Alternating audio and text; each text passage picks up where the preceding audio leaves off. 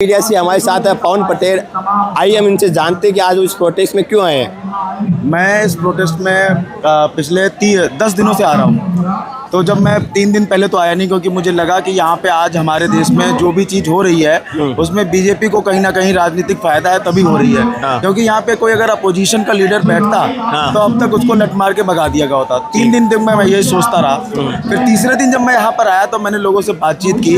असल में जो लोग यहाँ पर बैठे हैं वो असल में वेल एजुकेटेड हैं, उनको सारी चीज़ें पता है और अपने मुद्दों को लेके सरकार से सवाल पूछ रहे हैं और उनके मुझे मुद्दे बहुत जायज़ लगे। उसके बाद से मैं अपने आप को रोक नहीं पाया, मैं यहाँ पे आता रहा।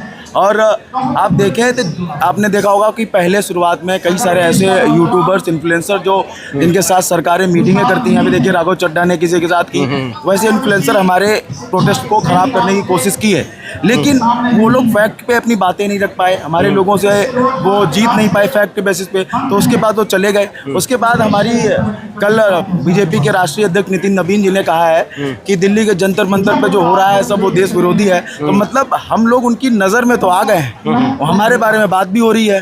धर्मेंद्र प्रधान जी ने भी अपने इंटरव्यू में कहा था कि वहाँ पे सब आतंकवादी बैठे हैं। तो जो चीज़ हम लोग यहाँ पे आए और जिन लोगों के ये सब मुद्दे शिक्षा को लेके हैं, उस हम लोग उनकी नज़र में आ गए हैं और हमें वो अपने ही देश के लोगों को गिराने के लिए वो कुछ भी बोल रहे हैं। और दूसरी बात, प्रधानमंत्री जी बोलते रहते हैं ना, अभी 2024 का जो चुनाव लड़ा वो भी उन्होंने लड़ा कि ये मेरे देश का परिवार, पूरा देश परिवार है।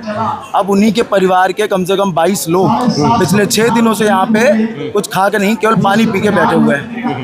अगर प्रधानमंत्री जी को उनके परिवार की इतनी चिंता होती तो इनको 2 दिनों में ही शिक्षा मंत्री जी और उनकी मांगे मान ली जाती, शिक्षा मंत्री जी इस्तीफा होता, उनकी चीज़ें कम से कम सुनी जाती अगर होती। लेकिन प्रधानमंत्री जी को हमारे देश के लोगों से कोई प्यार नहीं है। इनको बिठाए हुए हैं, ये लोग खा नहीं रहे हैं खाना, और ये लोग मांग क्या रहे हैं। ये नहीं बोल रहे हैं कि मोदी जी आप राजनीति छोड़ दो, प्रधानमंत्री जी आप प्रधानमंत्री के पद से इस्तीफा दे दो। ये बोल रहे हैं कि आप हमको बेहतर शिक्षा दो, वो शिक्षा जो आपके बच्चे पा रहे हैं। या तो आप अपने बच्चों को यहाँ पे तो पढ़ा नहीं पा रहे हैं हमारे अपने स्कूलों में, जो स्कूल आप हमारे लिए बनवाते हैं उनमें आप नहीं पढ़ाते, जो हॉस्पिटल आप हमारे लिए बनवाते हैं आपके बच्चे यहाँ नहीं पढ़ते। तो ये वही तो बोल रहे हैं, जैसे आप अपने बच्चों की सुविधाएं दे रहे हैं आप हमको भी दो। लेकिन प्रधानमंत्री जी सुन ही नहीं रहे, यहाँ तक कि सुनने की बजाय उनको आतंकवादी, देशद्रोही न जाने क्या क्या बोल रहे हैं। तो आपको लगता है कि ऐसे प्रोटेस्ट करने से कुछ हो सकता है? हाँ, क्यों नहीं होगा। अगर प्रधानमंत्री जी तानाशाह हैं तो तानाशाह की चीज़ों को तोड़ने के लिए हमें अपना शांतिपूर्वक प्रोटेस्ट करना है, पेशेंस के साथ बैठे रहेंगे। अगर उनको ये 22 बच्चे जिन्होंने आत्महत्या कर ली, इसके अलावा और लोगों की आहुति चाहिए तो हम लोग देंगे बारी बारी से। अभी हमारे भाई बैठे हुए हैं, जब ये मर जाएंगे तो हम बैठेंगे, फिर हमारे लोग बैठेंगे। लेकिन प्रधानमंत्री जी बातें नहीं सुनेंगे तब तक हम ऐसे ही शांतिपूर्वक बैठे रहेंगे।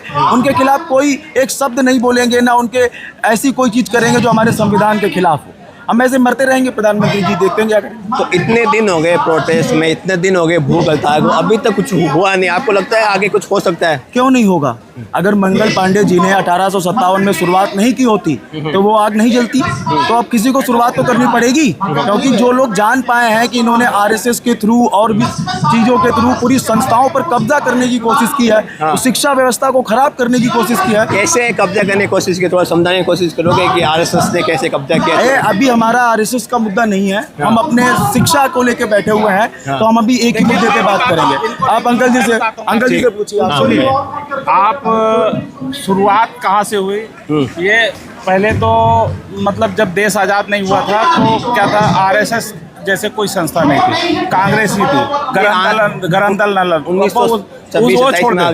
छोड़ दी उसको। मतलब ये जो आरएसएस के लोग हैं ना, पहले जब 2013 में जगह जगह क्या होता था, शाखाएं लगती थी। आजकल शाखाएं लगती हैं क्या? नहीं लगती। क्यों नहीं लगती? उसका रीजन है कि 2014 में जब बीजेपी की सरकार बनी, भारतीय जनता पार्टी की सरकार बनी, तो उसमें क्या हुआ कि इन लोगों के पास अथाह पैसा, पहला तो 1400 करोड़ रुपए वो खा गए राम मंदिर का जो इकट्ठा हुआ था सबसे पहला। मैं भी दूसरा चाहूँगा, 2014 के बाद से अगर आप अब तक देखेंगे तो हमारे देश में केवल बीजेपी के कार्यालय और आरएसएस का संगठन मजबूत हुआ है। उन्होंने अपनी विचारधारा को काम आगे बढ़ाने की कोशिश की, हमारे देश का काम नहीं किया है। यहाँ तक कि बीजेपी का अगर आप चंदा देखेंगे तो वो कई हजार करोड़ बढ़ गया है, और बड़ी बड़ी संस्थाओं में उन्हीं से रिलेटेड लोग बैठे हुए हैं। जो प्रधानमंत्री, शिक्षा मंत्री बन रहे हैं वो भी उनकी संगठन से हैं। और एक ऐसा संगठन जिसने आज़ादी के बाद लगभग 50 सालों तक हमारे देश का झंडा नहीं फहराया, वो संगठन के लोग हमें आतंकवादी बोल रहे हैं। उनकी बातों पे हमारे ही देश के लोग आ रहे हैं। तो अगर ज़्यादा सुनिए मेरी बात सुनिए, मैं बता रहा हूँ, ऐसा नहीं है ये जो बोल रहे हैं। आरएसएस भी परेशान है, हिंदू परिषद भी परेशान है, बजरंग दल के भी। अभी एक जो कुछ लोग हैं जो बोलते हैं ना कि हम बजरंग दल के, वो बजरंग दल के नहीं है ना, वो किसी दल के हैं।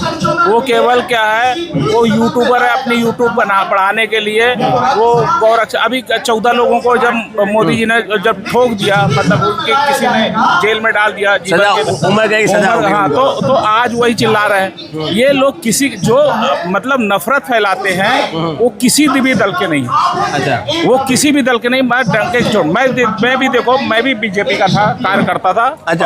अच्छा कट्टर कार्यकर्ता था। ये भी खड़ा है कट्टर कार्यकर्ता। तो देखो ये भी मैं आज भी बता रहा हूँ, मैं डंके की चोट में बोलता हूँ। तो फिर आपने बीजेपी को क्यों छोड़ा? क्या वजह थी बीजेपी को आपने? देखो बीजेपी का मैं अभी छोड़ा नहीं हूँ। अच्छा, अभी तक पकड़े हुए हो? नहीं, पकड़ा भी नहीं हूँ। और मैं बीजेपी के कार्यालय में जाता भी नहीं। अच्छा, दरअसल में क्या है कि जब हम लोगों ने जब जिताया क्या बोलते हैं इसको, दिल्ली को जिताया। दिल्ली को जिताया तो इनके अंदर अहंकार आ गया। अहंकार मतलब विनाश काले विपरीत बुद्धि। हम लोग सब लोग, ये भी थे, सब लोग थे हम लोग। और मैंने मोती की माला तक दान कर दी थी। जब हम परवेज वर्मा जी के घर में गए तो एक गिलास पानी तक के लिए नहीं पूछा। केंद्रीय कार्यालय में जब हम लोग बैठे गए थे तो मतलब इतना ज्यादा बेइज्जती की, आज भी है। कार्यकर्ताओं के साथ बड़ी बेइज्जती होती है। कार्यकर्ताओं की उनको जरूरत क्यों है जब वो चुनाव ऐसे ही जीत रहे हैं? सुनो, वो ऐसे नहीं जीत रहा है। कार्यकर्ताओं का कहीं ना कहीं सपोर्ट रहता है।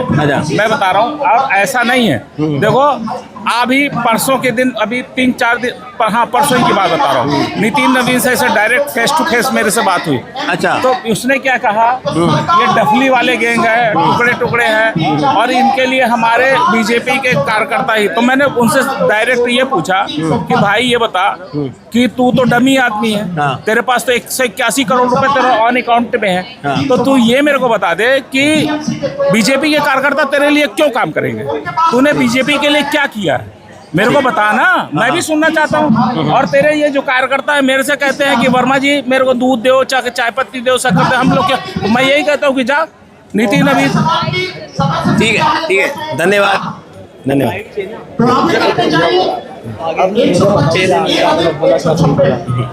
हो गया, थैंक यू। बहुत लंबा हो गया।